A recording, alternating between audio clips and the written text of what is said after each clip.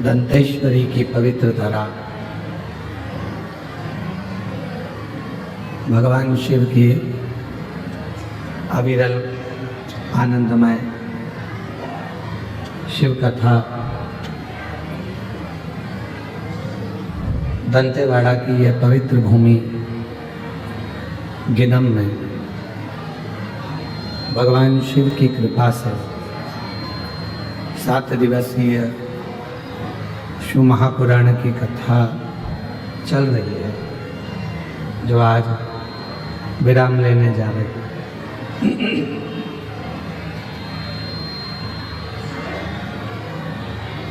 शिव की कृपा से एलईडी नहीं चल रही है, एलईडी वाले एलईडी चालू करें, उस वाले पंडाल की।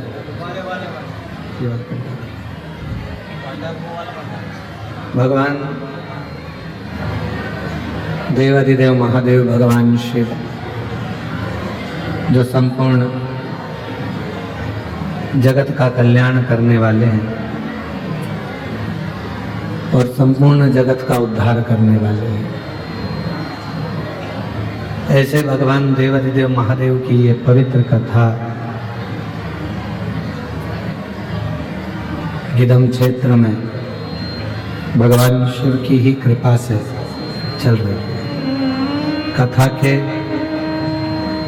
मुख्य यजमान स्वर्गीय अविनाश तिवारी जी, स्वर्गीय प्रमीला जी तिवारी, स्वर्गीय अश्विनी जी तिवारी जी की स्मृति में श्री विजय प्रसाद तिवारी जी, श्रीमती कमला तिवारी जी, श्री अविनाश तिवारी जी, श्रीमती श्यामा तिवारी जी, श्री अभिनव तिवारी जी, श्रीमती शुभांगी तिवारी जी, श्री सुशील तिवारी जी, श्रीमती अरुणा तिवारी जी, श्रीमती अनुनेह तिवारी जी, श्री अभिजीत तिवारी जी, गिदम छत्तीसगढ़ से एक बार जोरदार ताली बजाकर इन सभी यजमान परिवार का स्वागत, वंदन, अभिनंदन। कथा मंडप में विराजमान श्री चेत्रा मटामी जी, विधानसभा दंतेवाड़ा विधायक छत्तीसगढ़, एक बार उनके लिए भी जोरदार ताली बजाकर स्वागत, वंदन, अभिनंदन। कथा मंडप में ही विराजमान स्वामी श्री विशुद्धानंद जी महाराज, शिवानंद आश्रम, गुमरगुंडा, दंतेवाड़ा, जिनकी एवं संपूर्ण क्षेत्रवासी जिन्होंने इस पवित्र कथा का दिव्यता और भव्यता के साथ में लाभ लिया।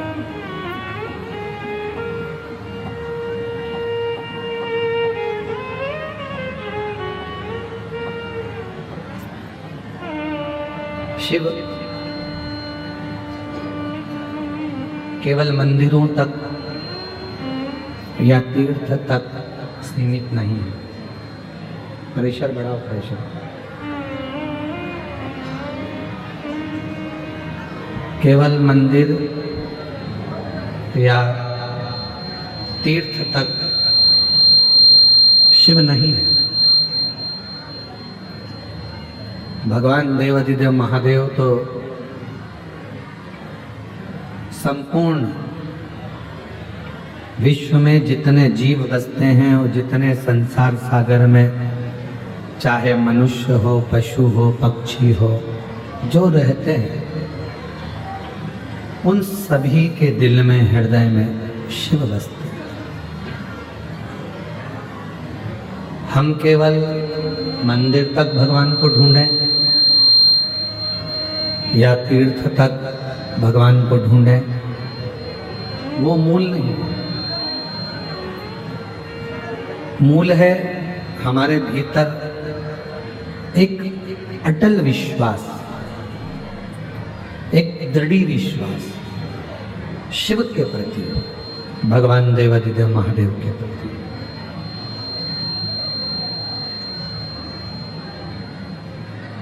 ये आदिवासी वनवासी क्षेत्र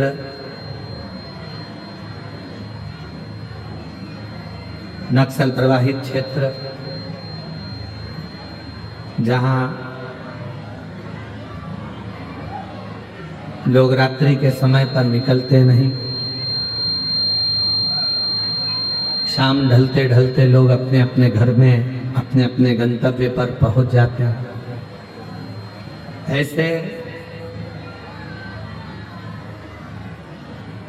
वन क्षेत्र में जहां पर हिंसक पशु पक्षी जानवर आदि सब रहते हैं,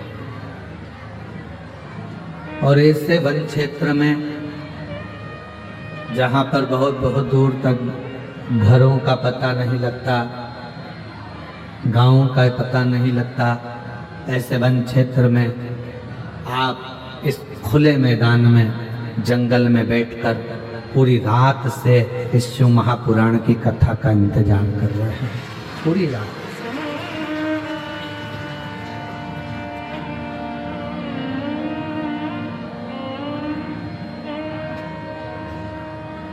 पूरी रात्रि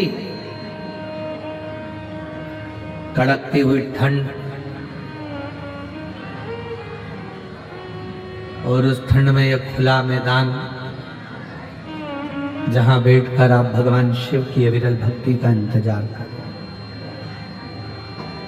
तो क्या केवल आपने भगवान शिव का इंतजार किया?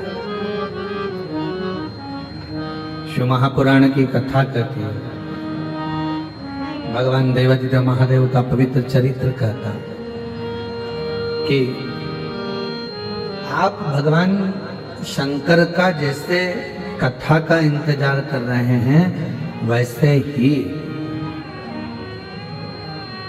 आपके दुख मिटाने के लिए, कष्ट मिटाने के लिए शिव भी आपका इंतजार कर रहे थे कि तू मेरे पास आ और मैं तेरे कष्ट मिटाऊं। तू मेरे करीब में आ, तू मेरे नजदीक में आ और मैं तेरा कष्ट मिटाऊं। मैं तेरी तकलीफ है, मैं तेरा दुख दूर कर।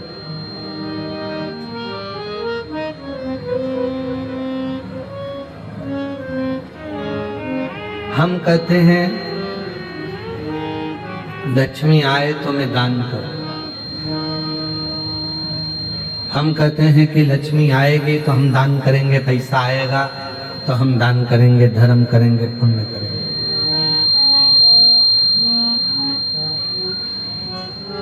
आप और हम कहते हैं कि लक्ष्मी आए तो हम दान करें, और लक्ष्मी कहती है कि तुम दान करो तो मैं आऊं। दोनों एक दूसरे का इंतजार करते हैं।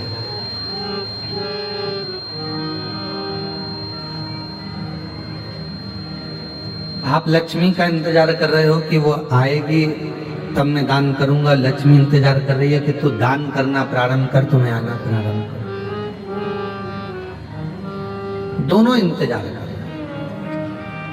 अब जैसे लक्ष्मी कहती है कि तू दान कर और आप कहते हो कि आए तो दान करो, उसी तरह शिव महापुराण भी कथा कहती है।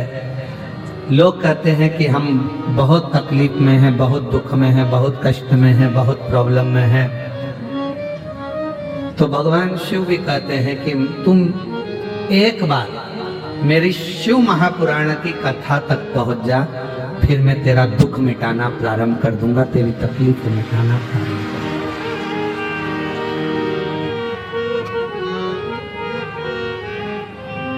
जब हम परमात्मा तक नहीं पहुंचेंगे,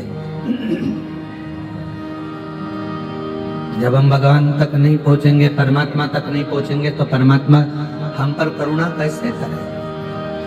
सूर्य अपनी किरणों को दे रहा, भास्कर अपनी किरणों को पृथ्वी पर भेज रहा है, सूर्य अपनी किरणों को पृथ्वी पर दे रहा है, भास्कर अपनी किरणों को मृत्यु लोक में भेज रहा है, और तुम छाता लगाकर बैठे रहो कि मुझे सूर्य की किरण तो आ ही नहीं रही है, सूर्य की किरण तो मुझे मिल ही नहीं रही है। और भगवान कह रहे हैं पहले छाता हटा, थोड़ा सा बाहर निकल, बाहर निकल कर अगर देखेगा तो वो सूर्य की किरण मैं तो प्रकाश कर रहा हूं पर तेरे तक पहुंच नहीं रही, क्योंकि तेरे पास में छाता है।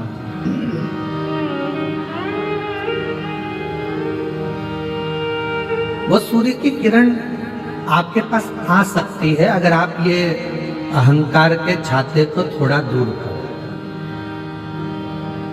सूर्य की किरण आ सकती है यदि आप अपने भीतर के संशय के छाते को, जो हमारे भीतर अविश्वास है, हमारे भीतर जब विश्वास नहीं होता तो अविश्वास अंदर प्रकट होता चलेगा।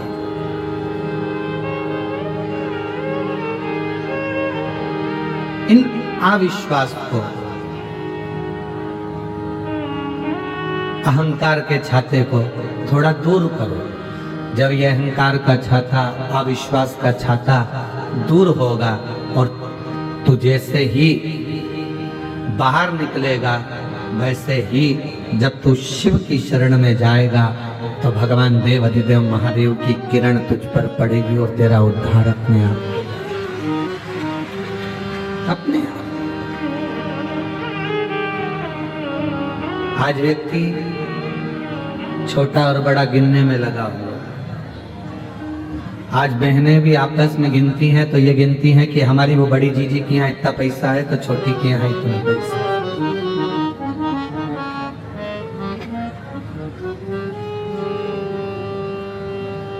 आज बड़ा और छोटा गिनने में दुनिया लगी है।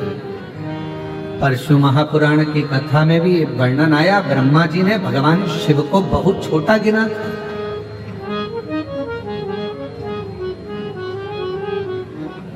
ब्रह्मदेव ने कह दिया था कि ये पूरी सृष्टि का रचना करता मैं हूँ, इस सृष्टि का संहार करता मैं हूँ, सृष्टि को चलाने वाला मैं हूँ, सृष्टि का भोजन देने वाला मैं हूँ, सृष्टि को रखने वाला मैं हूँ, सृष्टि को संचारित करने वाला मैं हूँ। ये ब्रह्मा जी ने भगवान विष्णु के सामने, भगवान नारायण के सामने शिव जी को बहुत छोटा बता दिया, बहुत।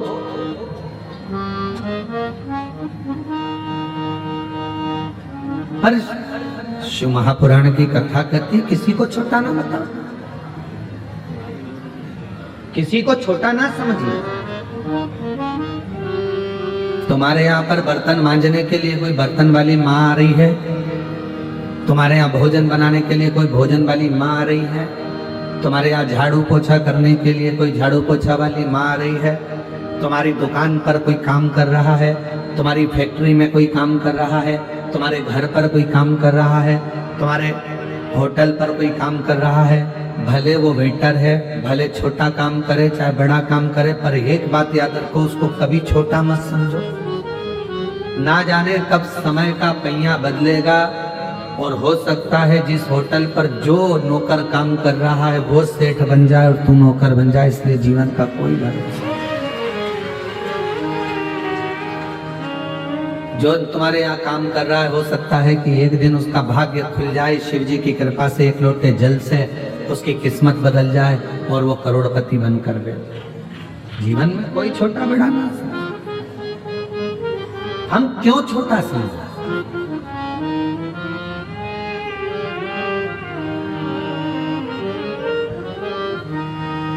कई लोग कह देते हैं कि हम वनवासी हैं, हम आदिवासी हैं, हम हिंदू नहीं हैं। ये आपस में बहुत खींचातानी चलती है।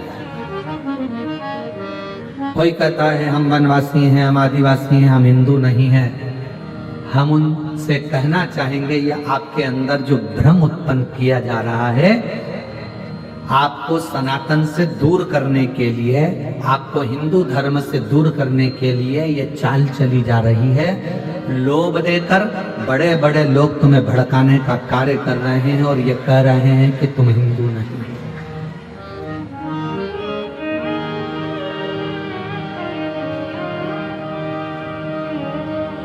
रेल में कौन कौन बैठा है? हाथ उठाओ जरा। ट्रेन में जो बैठा है, ठीक है। बस में कौन कौन बैठा है? चलिए रखो।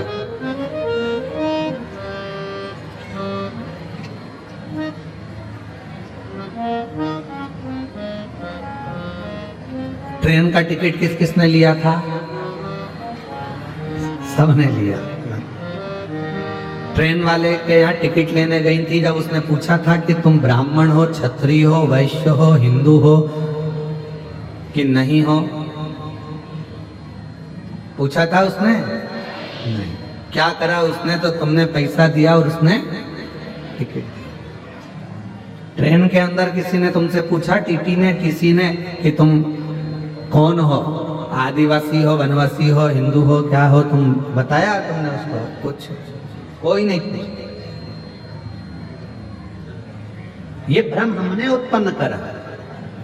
उस पीसी को मालूम है कि ये इंसान है, मानव है, मनु की संतान है, और जिन मनु ने ब्रह्मा जी के द्वारा प्रकट हुए हैं उन ब्रह्मा जी के पुत्र मनु हैं, और मनु के पुत्र संसार में जितने मनुष्य हैं ये सब मनु की औलाद हैं, इसलिए मनुष्य कहलाते हैं।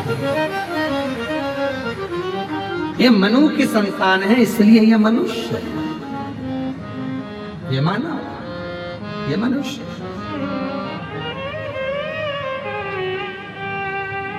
अब जब आप और हम सब मनुष्य हैं, मानव हैं, मनु की संतान है, तो फिर हमारे भीतर ऐसा भाव क्यों उत्पन्न करना कि ये हम हिंदू नहीं हैं, हम आदिवासी, हम वनवासी? ना ना ना।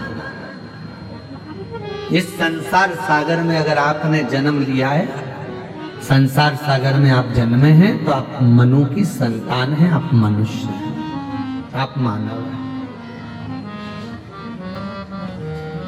अब उसमें कोई आपको संशय उत्पन्न करा दे, कोई आपसे कह दे कि नहीं आप हिंदू ही नहीं हो, तो ये समझ लेना कि तुम्हारा फायदा उठाना चाहते हैं, और कहीं ना कहीं किसी न किसी रूप में तुमसे लाभ उठाकर एक दिन तुमको ही लात मारकर गिरा देंगे, और एक दिन खुद सत्ता में आकर बैठ जाएंगे और तुमको नीचे पटक देंगे। ये दुनिया की रीत है।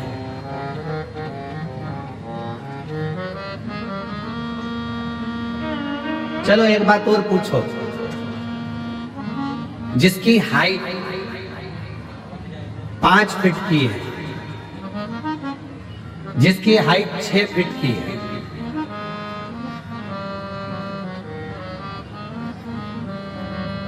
और जिसकी हाइट 3.5 फीट 4 फीट की है, कोई बहुत छोटा है, उम्र हो गई उसकी 32 साल, पर हाइट छोटी रह गई। ट्रेन का टिकट आधा लगेगा क्या उसका? अरे बोलो तो जम के नहीं। कोई बोना है, छोटा है, टिकट तो उतना की उतना ही लगेगा। तुम्हारी हाइट अगर 7 फीट भी है तो टिकट उतना की उतना ही लगेगा।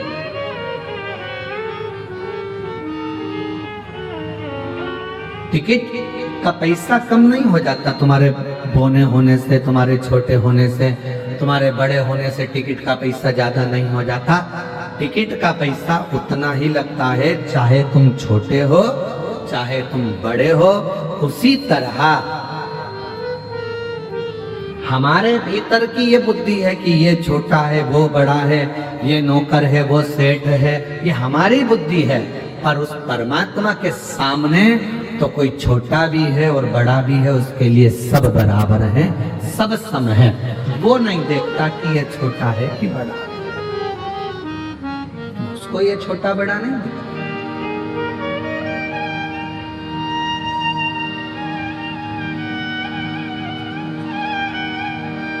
और दया करो भगवान, सब पर दया करो,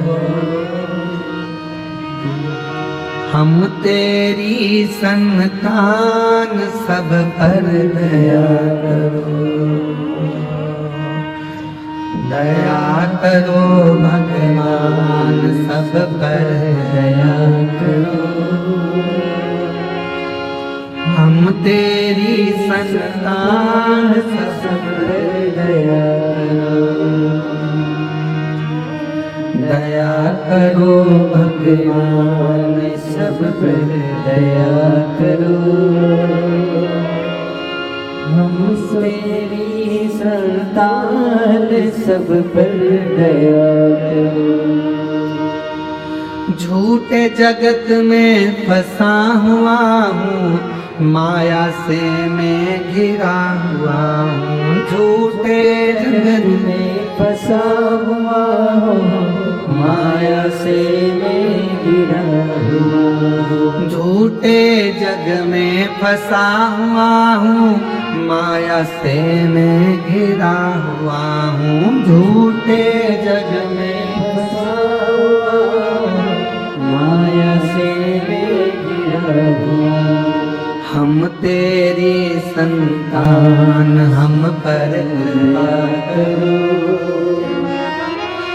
दया करो भगवान, सब पर दया करो। हम तेरी संतान, हम पर दया करो। दया करो भगवान, सब पर दया करो। ये संपूर्ण ब्रह्मांड में जितने मानव हैं, छोटे से छोटा हो, आदिवासी हो, वनवासी हो, कोई सेठ हो, कोई गरीब हो, कोई अमीर हो, कोई ब्राह्मण हो, कोई वैश्य हो, कोई क्षत्रिय हो, कोई शूद्र हो, कोई भी हो, वो है उसकी औलाद, है उसकी संतान। दुनिया के लोगों ने फायदा उठाने के लिए आप लोगों में ये भेद कर दिया कि तुम हिंदू नहीं हो तो तुम हिंदू हो, तो तुम ये नहीं हो तो तुम वो हो। है तो हम सब उसकी औलाद, आप और हम है तो संतान उसी। और हम तेरी संतान, सब पर दया करो। दया करो भगवान, सब पर दया करो। छोटा है वो भी भगवान का है, बड़ा है वो भी भगवान का है। बच्चा है वो भी भगवान का है, बड़ा है वो भी भगवान का है। गरीब है वो भी मेरे भगवान शिव का है, और बहुत बड़ा करोड़पति है वो भी मेरे भगवान शिव का है। उसमें भेद है, भेद हमने कर दिया।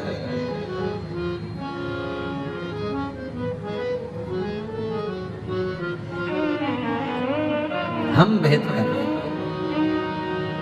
हमने भेद कर दिया। ये आदिवासी है, ये वनवासी है, ये शूद्र है, ये वैश्य है, ये क्षत्रिय है, ये ब्राह्मण है।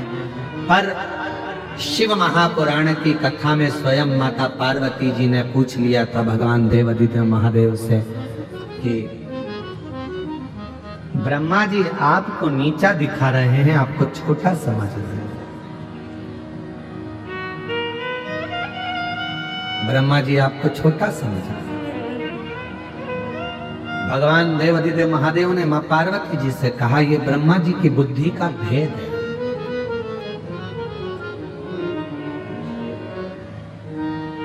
ये ब्रह्मा जी की बुद्धि का भेद है। जो ब्रह्मा मुझको छोटा समझ रहे हैं, स्वयं को श्रेष्ठ समझ रहे हैं, उसको ज्यादा बता रहे हैं, उसको कम बता रहे हैं।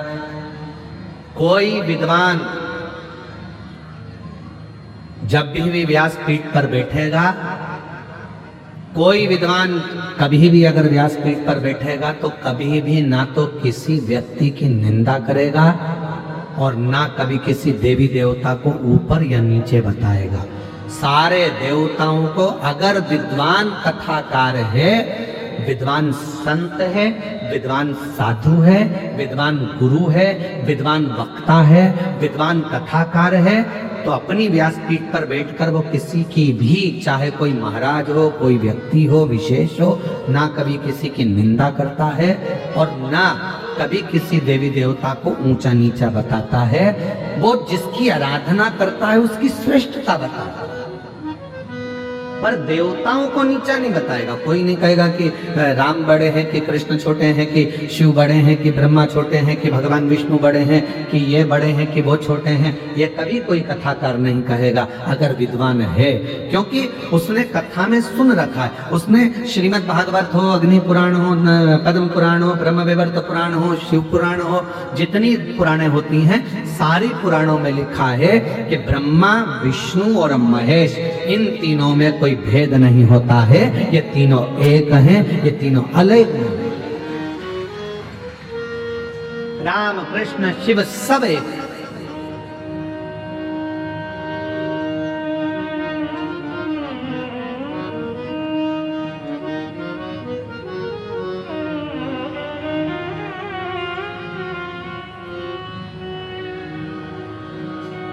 एक छोटा सा बच्चा एक दूसरे बच्चे को गाली दे रहा है, दूसरे बच्चे को गाली दे रहा है, और बहुत गंदी सी गाली कोई उच्चारण कर कर उसकी माता जी को दे रहा है। सुना, रुके, बच्चे को बुलाया गाड़ी के पास में कि आपने उस बच्चे को माता की गाली दी, एक बात बताओ, उसकी माता में और तुम्हारी माता में कोई अंतर होता है क्या? उसकी माता ने उसको जन्म दिया और तुम्हारी माता ने तुमको जन्म दिया।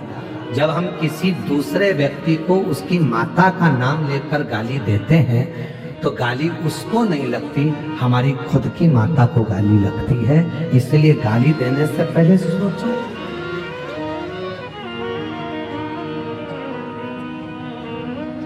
किसी की बहन बेटी को हमने गाली दे दी, ना वहां बहन है ना बेटी है, और वहां बस वो लड़का खड़ा है, वो व्यक्ति खड़ा है और उसको हमने गाली दे दी, तो क्या उसकी बहन बेटी को गाली लग जाएगी? नहीं।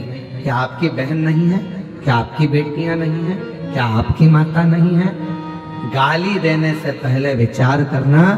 हम जब एक उंगली किसी पर उठाते हैं तो ये जो 3 उंगलियां हैं ये हमारी ओर मुड़ती हैं और कहती हैं कि मुझे तो एक गाली लगी और उस गाली की बाकी की गालियां 3 तुझे, तेरी माता को, तेरे भाई को, तेरी बहन को और तुझको लगी है। आप एक उंगली उठा के देखो, करो ऐसा, सब करो, एक उंगली उठाओ, जल्दी उठाओ सब लोग, और हमारी ओर एक उंगली करो, ऐसा ऐसे करो उंगली। आप करके देखिए तुमने उंगली, हमारी ओर कितनी उंगली गई? जम के बोलो, 1। तुम्हारी ओर कितनी गई? 3। अर्थात हम में एक गलती है तो तुम में 3 गलतियां हैं। आप एक गाली किसी को दे रहे हो तो 3 गाली आपको खुद लग रही है। इसलिए निवेदन है, गाली देने से पहले विचार।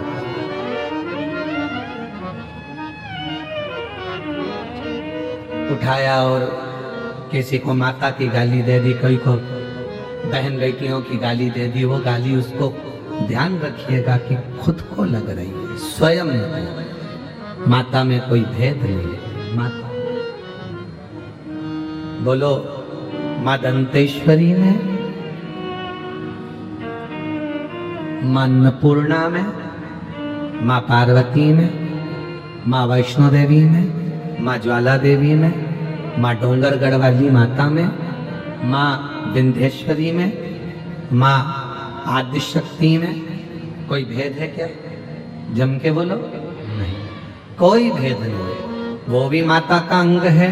दांत, कहीं नयन गिरे तो नैना देवी हो गई, कहीं जिह्वा गिरी तो ज्वाला देवी हो गई, है भाई। कहीं कांगड़ा, कहीं चिंतपूर्णा, कहीं मनसा, ऐसी सब देवियां विराजमान है महाराज।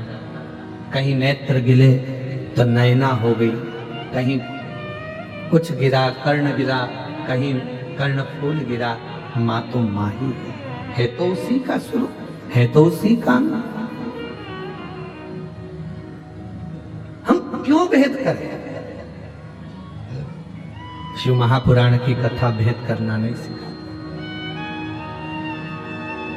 कर्ज चुकाना सरल है, पर फर्ज अदा करना कठिन है, बहुत कठिन। कर्ज चुकाना सरल है पर फर्ज अदा करना कठिन है। किसी ने आपको कुछ दिया, आपने चुका दिया, कोई ने गाली दी, आपने बककर गाली चुका दिया, कोई ने आपको थप्पड़ मारा, आपने मार कर चुका दिया, कोई ने कुछ दिया, आपने देकर चुका दिया। कर्ज चुकाना सरल है पर फर्ज को अदा करना बहुत कठिन है। फर्ज अदा, आज व्यक्ति फर्ज अदा नहीं कर पा रहा। बेटा अपना फर्ज अदा नहीं कर पा रहा है, पिता अपना फर्ज अदा नहीं कर पा रहा है, माँ अपना फर्ज अदा नहीं कर पा रही है, बच्चे अपना फर्ज अदा नहीं कर पा रहे, मां अपना फर्ज अदा नहीं कर रही। बड़े बड़े शहरों में जन्म मां देती है बच्चे को और लेकर एक साथ में कोई महिला सेविका उनके साथ में रहती है, दासी के रूप में वो बच्चा संभालती रहती है। शहरों में एक नई चीज आ गई, अपने बच्चे को दूसरी कोई एक पैसे से महीने से तनख्वाह में 50,000 रुपए, 30,000, 10,000, 20,000 रुपए में कोई एक माता को रख लिया जाता है जो आपके बच्चे को संभालती है। कितना आश्चर्य है, तुम्हारे बच्चे को नौकरानी संभाल रही है और कुत्ते के बच्चे को तुम संभाल रहे हो।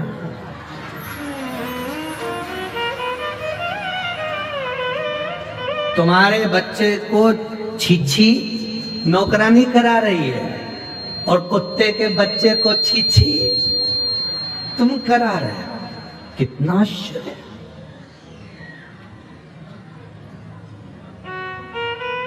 तुम्हारे बच्चे को भोजन नौकरानी करा रही है और कुत्ते के बच्चे को पप्पी पप्पी पप्पी और उसको भोजन तुम करा रहे हो।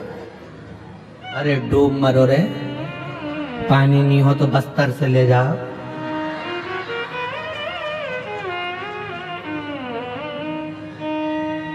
तुम्हारे बच्चे को नौकरानी नहला रही है और तुम कुत्ते को शावर में टॉमी टॉमी पमी टॉमी, कुत्ते का बच्चा।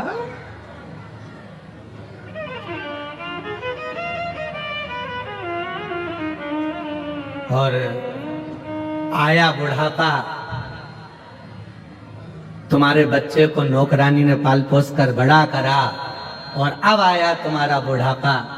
अब तुम्हें तुम्हारे बच्चों की जरूरत पड़ी कि हमारा बच्चा हमारा बुढ़ापा सुधारेगा, हमारा बच्चा हमारा बुढ़ापा संभालेगा। तो बच्चे भी कह देते हैं हमारा बचपन तुमने नहीं संभाला तो हम तुम्हारा बुढ़ापा क्या खाक संभाले। हमारे बचपन को तुमने संभाला, हमारे बचपन को अगर तुम संवारते तो हम तुम्हारा बुढ़ापा संवारते।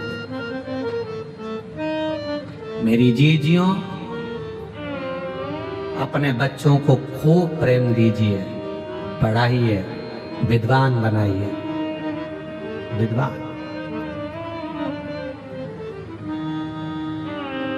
कल एक जज महोदय मिलने के लिए आए थे तो बता रहे थे कि गुरुदेव, मेरे पिताजी जब 15 वर्ष का था मैं तब वो शांत हो गए और मेरी माँ ने, जो पढ़ी लिखी नहीं है, हम वनवासी हैं, आदिवासी हैं और मेरी माँ पढ़ी लिखी नहीं है।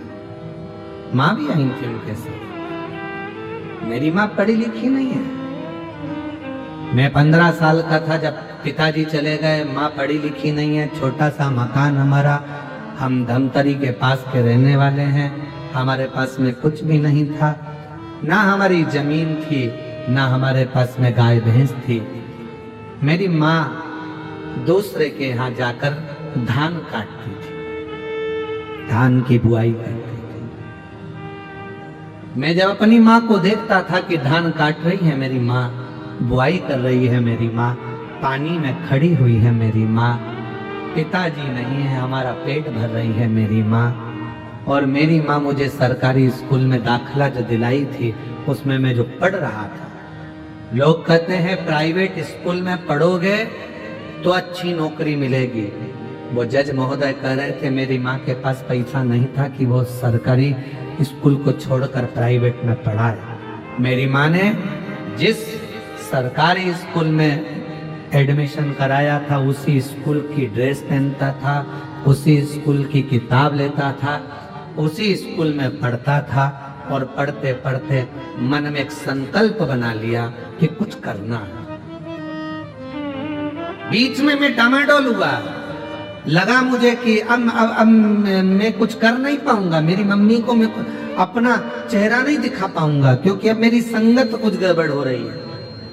तो आपकी कथा धमतरी में श्रवण करने को चला गया दौड़कर, कथा सुनी, बल मिला और ऐसा बल मिला, फिर पढ़ाई में मन लगाना प्रारंभ किया और आज बाबा की कृपा से मैं जज बनकर बैठ गया। ये शिव की कृपा, ये शंकर।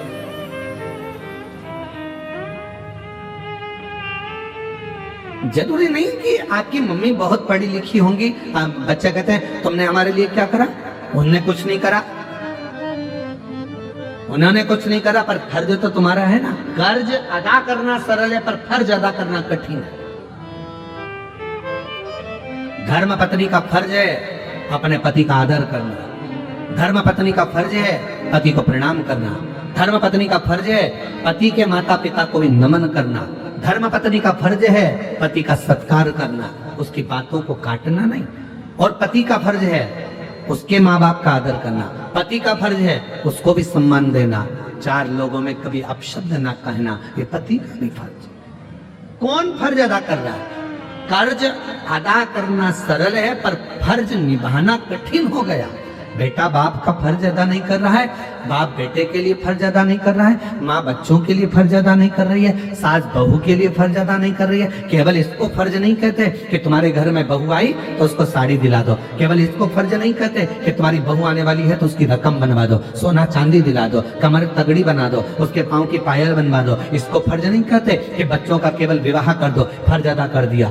एक सास का सबसे बड़ा फर्ज होता है कि उसके घर में जब बहू प्रवेश कर रही है तो उसके मन में यह भाव होना चाहिए कि मेरे अंदर जितने संस्कार हैं, जितना मैं अच्छा कर सकती हूँ, मेरे अंदर मेरे माँ बाप ने जो संस्कार देकर भेजे हैं, मेरी बहू को कुछ भी नहीं आता होगा तो भी मरने से पहले मैं उसको पूरे संस्कार देकर जाऊंगी। और बहू में ये फर्ज होना चाहिए कि मेरी मम्मी ने अगर कुछ भी कहा वो बात दूसरी थी, पर अब यहाँ मैं अगर आई हूँ और मेरी सास मुझे सिखाना चाहेगी, बताना चाहेगी, टोकेगी, बार बार टोकेगी। सास क्यों टोकती है? क्योंकि उसने अपना बुढ़ापा ऐसे ही नहीं निकाल दिया, बहुत धक्के खाकर जिंदगी निकाली है।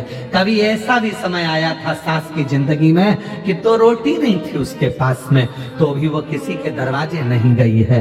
उसने ये सोच लिया मैं बहू को इतना पक्का कर दूंगी, उसको अपशब्द कहकर, ताना देकर, गाली देकर, आड़ा टेढ़ा बोलकर मैं उसको इतना कल्ला कर दूंगी कि जगत के लोग उसका फायदा नहीं उठाएंगे, वो जीत कर आगे निकल जाएगी। मैं अपनी बहू को, अब बहू को लगता मेरी सास गाली दे रही है, गाली नहीं दे रही है। अगर मिट्टी का बर्तन बनाना है तो मिट्टी को कूटना पड़ेगा, पत्थर की मूर्ति बनाना है तो उस पर हथौड़ी चलाना पड़ेगी, और बहू को श्रेष्ठ बनाना है तो सास की गाली खाना पड़ेगी। वो अपशब्द कह रही है, सहन करो, सिखाएगी, अपशब्द बोल रही है, ताना दे रही है, बताएगी, आप उसको संवरने का प्रयास करो। जो पत्थर मूर्ति बनाते समय चोट सहन नहीं करता, वो जमीन पर लगता है, तुम्हारे घर के ओटले पर रखता है, तुम्हारे घर के फर्श में लगता है। और जो मार्बल पीटा जाता है और जो तराशते समय टूटता नहीं है, वो मंदिर में पूजन करता है, उस पत्थर की पूजन होती है, मूर्ति बनती है। पत्थर वही है, एक ही खदान का निकला जो तुम्हारे घर में लगा, एक ही खदान का निकला जो मंदिर में पूजा रहा है। पत्थर एक ही है, बस चोट सहन कर ली तो मंदिर में पूजा गया, और जो चोट सहन नहीं कर पाया वो जमीन में थूक, पान, लात सब खा रहा। फर्ज अदा करिए। कर्ज चुकाना सरल है पर फर्ज निभाना कठिन है। आज भाई से भाई का फर्ज नहीं निभ रहा,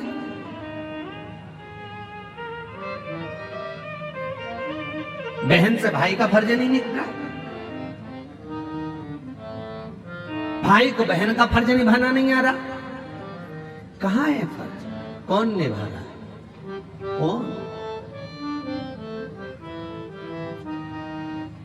जब कोई मरता है पूरा परिवार एक जगह पर इकट्ठा हो जाता है। यहाँ पर होते हैं कि नहीं होते हमें नहीं मालूम, होते हैं यहाँ पर? अरे बोलो तो जम के।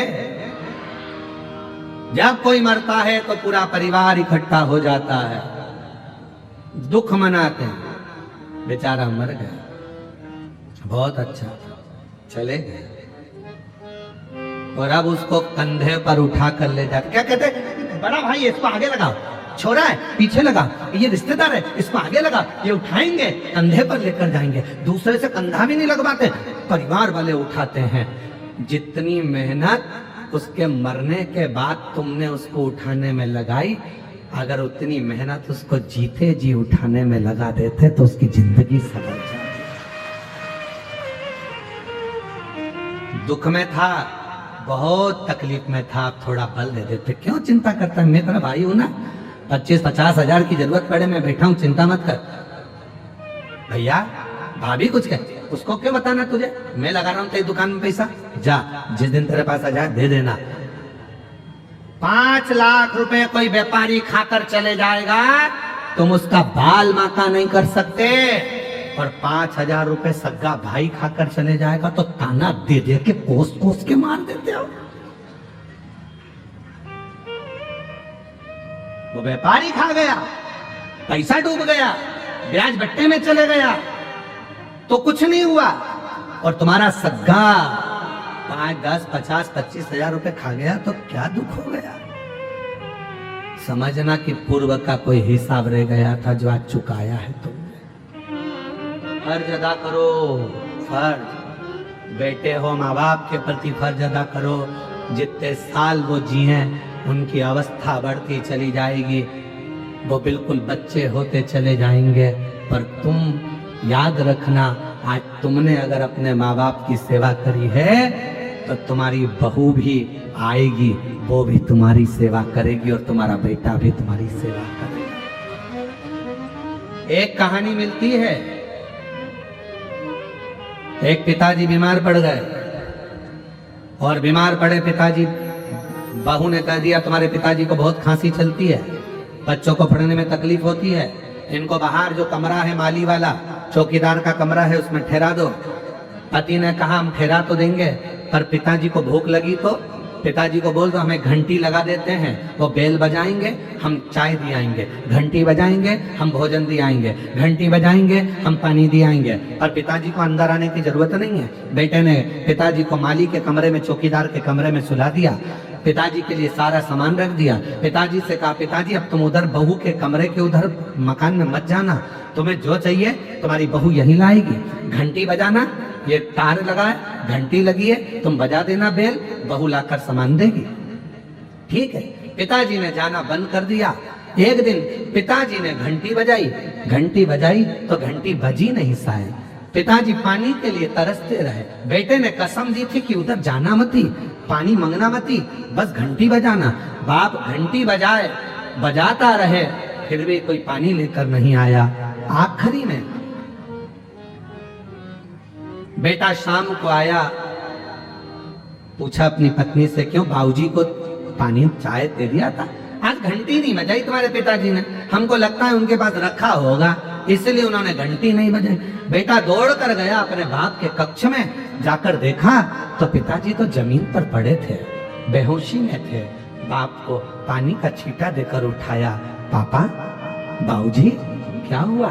बेटा आज मुझे लगता है घंटी के तार को उंदरा ने, चूहे ने कतर दिया, घंटी बजती नहीं है। बस इतना कहा, बेटा पानी पिलाता उससे पहले बाप मर गया। पिता चले गए, पिता मरा, अंतिम संस्कार किया गया। 10वें के पहले घर की सफाई होने लगी, सब साफ करने लगे घर को। घर में 2 छोटे बच्चे थे जिनकी उम्र थी 8 साल और 12 साल। दोनों बच्चों ने, माँ सफाई कर रही थी, पिता सफाई कर रहे थे घर की, और छोटे छोटे बच्चों ने, एक ने घंटी को जेब में रख लिया, एक ने घंटी के तार को अपनी जेब में रख लिया। इतने में माँ ने चिल्लाकर पूछा, क्या कर रहे हो? ये घंटियां जेब में क्यों रख रहे हो? बच्चे कहते हैं, माँ जैसे आपने दादाजी के लिए घंटी लगाई थी वैसे आपकी बहू आपके लिए लगाएगी, उसकी तैयारी कर रख रहे हैं,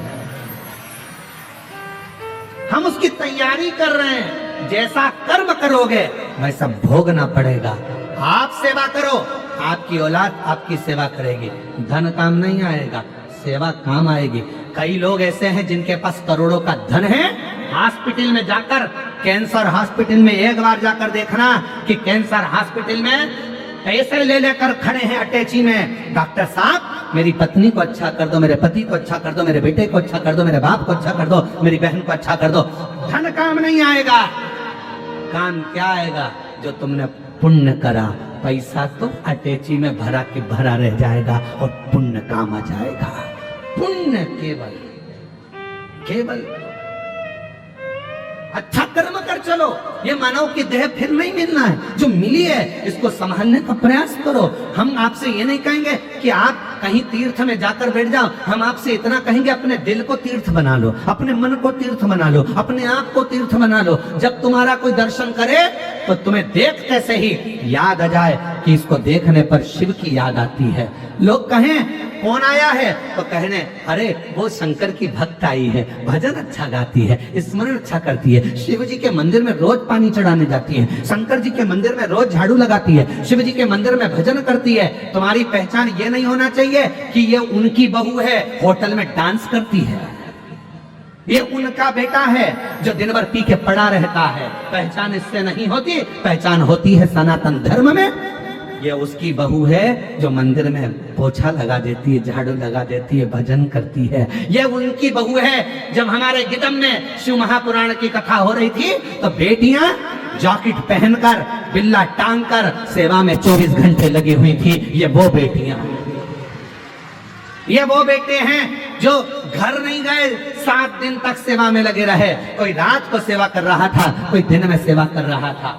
अपना एक बेच पहनकर, एक जैकेट पहनकर वो अपनी सेवा में लगे रहे, भोजन करा रहे थे, पानी पिला रहे थे। वो आदिवासी, वो वनवासी, वो क्षेत्र की मेरी बहनें, मेरी बेटियां पत्तल बनाने में लगी हुई थी, वो भोजन कराने में लगी हुई थी। उन्होंने घर नहीं देखा, उनको लगा हमारे गिदम में कथा है। कथा कराने वाला कोई भी हो, पर ये गिदम की कथा है, ये किसी एक व्यक्ति की नहीं। हमारे वनवासी आदिवासी क्षेत्र में आज हमारा भोले बाबा आया है, हमारा शिव आया है, उसकी कथा चल रही, उसकी कथा चल रही। उसको पहचानो। ये कथा पहचान कराने के लिए आई है। बासुर जैसे क्षेत्र में, बारसूर के अंतर्गत शिवालयों की पहचान कराने के लिए कथा आई है कि पूरा सनातन धर्म, पूरा सनातनी, पूरा विश्व इन मंदिरों को देखे, इन मंदिरों को जाने कि है क्या, उनको पहचाने ये है क्या। हम फर्ज अदा नहीं कर पा रहे, हम फर्ज नहीं निभा पा रहे। गुरु शिष्य के प्रति फर्ज अदा नहीं कर रहा है, शिष्य गुरु के प्रति फर्ज अदा नहीं कर रहा है। एक गुरु को भी चाहिए कि शिष्य को सतमार्ग बताए। गुरु को लगने लगता है कि शिष्य को बहुत बड़ा घात होने वाला है, शिष्य बहुत नीचे जाने वाला है, तो गुरु अपने शिष्य को एक क्षण में उपदेश गीता जैसा दे देता है, उसको बचाने का प्रयास करता है। जाग जाओ अर्जुन जैसे, वरना मरना तो है ही, शांत तो होना ही, नष्ट सब कुछ होना ही।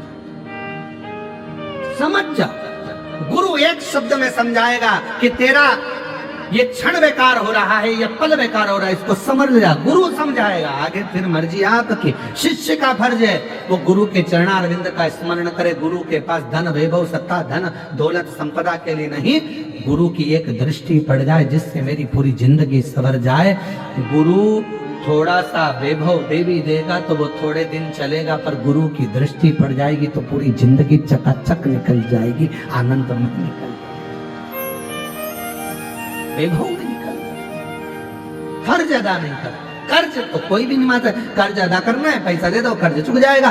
कर्ज अदा करना सरल है, पर फर्ज निभाना कठिन है। फर्ज तो केवल भगवान देवाधिदेव महादेव माता पार्वती से कहते हैं। पार्वती ब्रह्मा जी कर रहे हैं कि ये बड़े वो छोटे।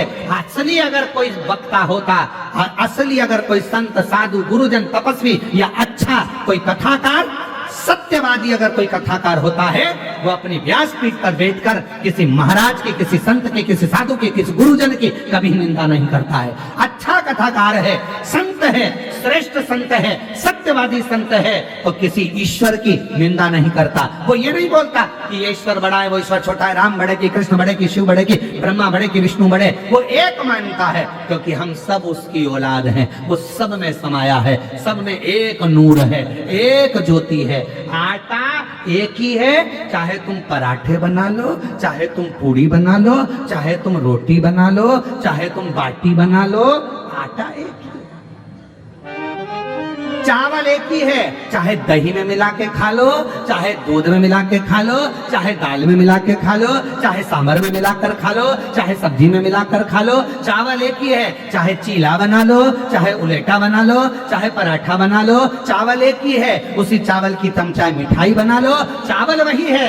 चावल की वो भाव खत्म नहीं, वो चावल ही रहेगा, आटा आटा ही रहेगा, गेहूं गेहूं ही रहेगा। उसी तरह कोई तुम्हें कितना भी तोड़ ले और कह दे कि तुम ये नहीं हो, तुम हिंदू नहीं हो, तुम ये नहीं हो, याद रखना जैसे गेहूं का चाहे पूड़ी बनाओ, चाहे पराठा बनाओ, चाहे रोटी बनाओ, है तो गेहूं का ही आटा। उसी तरह अपने मन को ये बता देना कि हो तो तुम उसी की औलाद, एक ही मनु की संतान आप और हम है, उसमें कोई भेद नहीं है, कोई भेद नहीं। और बहुत आएंगे ऐसे ज्ञान देने वाले तुम्हारे पास में, बहुत आएंगे। वो एक ही बात कहेंगे, क्यों शंकर जी के मंदिर जा रही हो, क्यों जल चढ़ा रही हो, एक लोटा जल चढ़ाने से क्या होगा, क्या होगा एक लोटा जल चढ़ाने से, क्यों चढ़ा रही हो एक लोटा जल, क्या होगा मंदिर जाने से। उनको ये पत्र ले जाकर दे देना सीहोर वाले महाराज के। ये पत्र जो गांव-गांव से लिख कर आए हैं, जो वनवासी क्षेत्र से लिख कर आए हैं, जो आदिवासी क्षेत्र से लिख कर आए हैं। एक बहन ने लिखा, मैं सावित्री मरकाम पति सुमन मरकाम जगदलपुर तेतर खुट्टी से आई हूँ। भोले बाबा की महिमा का बखान करती हूँ। 25 साल से मुझे औलाद नहीं थी। शिव महापुराण की कथा पंडाल में बैठकर श्रवण करी और शिव जी के मंदिर में एक लोटा जल चढ़ाना प्रारंभ करा। सीहोर कुबरेश्वर धाम पहुंच गई, कंकर शंकर पूजन कर कर आई और बाबा की कृपा से 25 साल के बाद मेरे घर में औलाद हुई है। ये बाबा की कृपा, ये शिव की कृपा है। 25 साल के बाद मेरे घर में कहीं बैठी हो तो बच्चे को ला सकती हैं। एक बहन ने पत्र लिखा, मेरा नाम रेखा योगेश भोयर, ग्राम कुरखेड़ा, जिला गढ़चिरौली, महाराष्ट्र में रहती हूँ। शादी के 14 साल हो गए थे, मुझे संतान नहीं है। बाबा की कृपा से पंडाल में बैठकर कथा सुनी, टीवी पर 2022 से कथा श्रवण कर रही हूँ और बाबा से विश्वास जुड़ गया और शिव की कृपा से 26/12/2024 को मेरे घर में 14 साल के बाद औलाद आ गई। ये शिव की कृपा है। क्या होता है जल चढ़ाने से, क्या होता है शिव को एक लोटा जल चढ़ाने से, क्या होता है शिव महापुराण की कथा सुनने से। उनको बताना हमारा सनातन धर्म इतना मजबूत है कि किसी के पास जाने की जरूरत नहीं है, जल देने को तैयार हो गए। फिर किसी ने कहा, वो एक सीहोर वाला महाराज कथा करता है, रुद्राक्ष का महत्व बताता है। गिदम के एक परिचित ने खबर, भस्मासुर